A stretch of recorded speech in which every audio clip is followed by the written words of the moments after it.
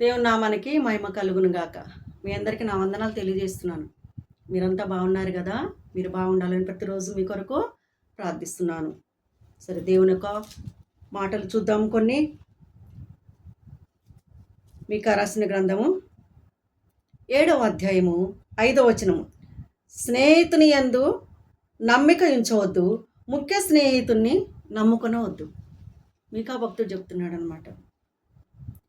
స్నేహితులు ఉంటారు, ముఖ్య స్నేహితులు, ముఖ్యమైన బెస్ట్ ఫ్రెండ్ అంటారు కదా, ముఖ్య స్నేహితులు ఉంటారనమాట. అంటే స్నేహితులు అంటే మామూలుగా మాట్లాడుకునే పైన మాట్లాడుకునే వాళ్ళు కొంతమంది ఫ్రెండ్స్ ఉంటారు. ఇంకా డీప్ కంటే లోతుగా అంటే నీ విషయాలన్నీ తనకు ఇతరులకి చెప్పటం, ఇతరులు వాళ్ళ విషయాలన్నీ నీకు చెప్పటం, అదనమాట. అంటే అలాంటి స్నేహితులు అనమాట. అటువంటి వారిని కూడా ఎంత ముఖ్యమైన స్నేహితుడైనా వారిని నమ్మవద్దు వారిని అని చెప్తున్నాడు దేవుడు ఈ రోజున. ఎందుకు? ఎక్కడ చూసినా కానీ నీతి, న్యాయం, యథార్థత, ప్రేమ లేవు ఎటు చూసినా కానీ ఈ లోకంలో. అందుకోసము స్నేహితులు కూడా స్నేహం చేసినట్టు చేస్తారు, మరి వెనకాలండి గోతులు తవ్వుతారు. మరి స్నేహం చేసినట్టు చేస్తారు, మోసం చేస్తూ ఉంటారనమాట. స్త్రీలలో జరుగుతుంది, పురుషులలో జరుగుతుంది అనమాట. ఇట్లాంటి విషయాలన్నీ కూడా దేశం మీద ఎన్నో జరుగుతున్నాయి. అందుకోసమే దేవుడు ఏం చెప్తుందంటే ముఖ్య స్నేహితుని కూడా నమ్మవద్దు. మరి ఎవరిని నమ్మాలి? దేవాది దేవుడు ముఖ్య స్నేహితుడుగా మనకి ఎవరు ఉండాలంటే ఆ క్రీస్తు ప్రభు ఉండాలి మనకి స్నేహితుడిగా. ఆయనతో స్నేహం చేయమని చెబుతుండనమాట. ఇప్పుడు చూడండి, యోబు గ్రంథములకు రండి, 2వ అధ్యాయము. అక్కడ యోబు గారి స్నేహితులు ముగ్గురు అక్కడ కనపడుతూ ఉంటారనమాట. తేమానీయుడైన ఎలీఫజు, షూహీయుడైన బిల్దదు, నయమాతీయుడైన జోఫరు. ఈ ముగ్గురైనా స్నేహితులు యోబు గారికి? లేదండి, ఇంకొకరు ఉన్నారు, ఎలీహు అనమాట. ఆయన చిన్నవాడు అనమాట వయసులో. ఈ ముగ్గురు స్నేహితులు కూడా ఈ యోబు గారికి చాలా కష్టము, ఇబ్బంది, అనారోగ్యము, అంతా నష్టమే జరిగిపోయిందనమాట తన జీవితంలో. జరిగిపోయినప్పుడు ఈ ఫ్రెండ్స్ అనుకుంటారన్నమాట, ఈ ముగ్గురు స్నేహితులు ఏమనుకుంటారంటే, అరే మనము యోబుని చూసి వద్దాంరా, పలకరించొద్దాము, వాడి పరిస్థితి బాగాలేదు కదా అని చెప్పి స్నేహితులు ఏం చేస్తారంటే, ఎక్కడెక్కడో ఉంటారు కదా స్నేహితులు, అందరూ ఒక చోటనే ఉండరు. వాళ్ళ స్థలాలు, వాళ్ళ ఊర్లు అన్నీ వదిలిపెట్టేసి ఈయన దగ్గరికి వస్తారనమాట. ఈయన దగ్గరికి వచ్చినప్పుడు ఈయన పరిస్థితి చూసినప్పుడు వారికి ఎంతో మరి బాధ, భయము, అరే ఇలా అయిపోయింది ఏంటి, ఒకప్పుడు బాగుండే అని చెప్పేసి ఆ బట్టలు చింపుకొని ధూళి నెత్తి మీద పోసుకొని చాలా ఎలుగెత్తి ఏడుస్తూ ఉన్నారనమాట. ఏడ్చి ఏడ్చి ఏడ్చి తనతో పాటు ఒక్క మాట కూడా తనతో మాట్లాడలేదు. కానీ ఈ ముగ్గురు స్నేహితులు కొంచెం దూరంలో వెళ్ళి 7 రోజులు ఉపవాసం ఉన్నారు. కనీసం అన్నమే, మంచినీళ్ళు ఏమైనా కానీ ముట్టలేదు. వాళ్ళు ఉపవాసముతో అలాగనే తనతో పాటు కూడా అలా కూర్చున్నారనమాట. ఎందుకు మాట్లాడలేదు అనంటే, అసలు ఒకప్పుడు యోబు గారు చాలా ఇది మంచిగా బ్రతికిండనమాట. ఎందుకు ఇలా అయిపోయిండు, ఏంటి ఈయన పరిస్థితి, చాలా భయంకరంగా ఉండు చూస్తుంటే అని చెప్పేసి ఒక్క మాట కూడా మాట్లాడలేదు. మరి ఇంకా వేరే వేరే స్నేహితులైతే మరి ఇతరులు మాట్లాడతారు. యోబు ఏం కాదులే, మరి మేమున్నాము, మీకేమైనా సహాయం కావాలా, ఇక మేము డబ్బు పంపిస్తాం, లేకపోతే నిన్ను పలానా చోటకి తీసుకెళ్తాం వాళ్ళ హాస్పిటల్కి, నీకేం కావాలో నాకు చెప్పురా అని ఇది అంటారు కదా. కానీ ఒక్క మాట కూడా మాట్లాడలేదండి. మరి ఎందుకు మాట్లాడలేదో మాకైతే తెలియదులే. కానీ అక్కడ వాళ్ళు ఏమి మాట్లాడకపోయినా కానీ ఒక త్యాగం అంటే 7 రోజులు ఏమీ తినకుండా, మంచినీళ్ళు కూడా తాగకుండా 7 రోజులు ఉపవాసముతో మరి తన కొరకు కనిపెట్టుకొని ఉన్నారనమాట.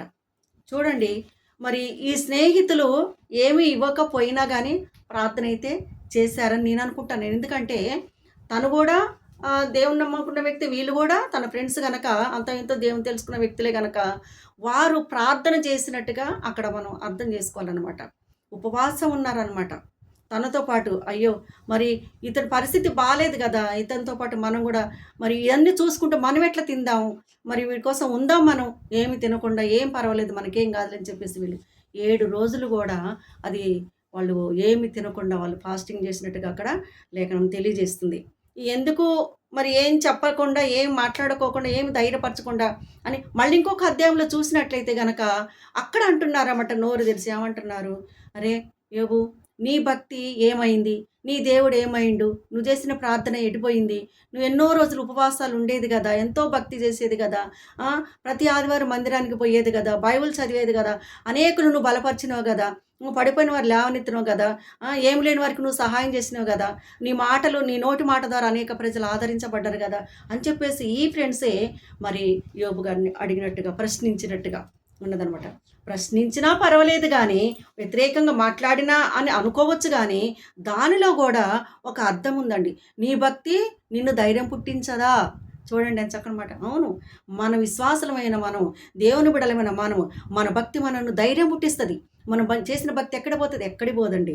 మనం అనుకుంటాం మన ప్రార్థన వ్యర్థమైతుంది, మన కన్నీరు వ్యర్థమైతుంది, మన ఉపవాసం, ఫాస్టింగ్ చేస్తున్నాం ఇది కూడా వ్యర్థమైతది. నా పట్ల ఏం కార్యం చేయట్లేదు మనం అనుకోవచ్చు గానీ, అది అలా అనుకోవద్దు మనం ఎప్పటికైనా. ఎందుకంటే యోబు గారి పట్ల రెండంతల ఆశీర్వాదం ఇచ్చిండా లేదా దేవుడు?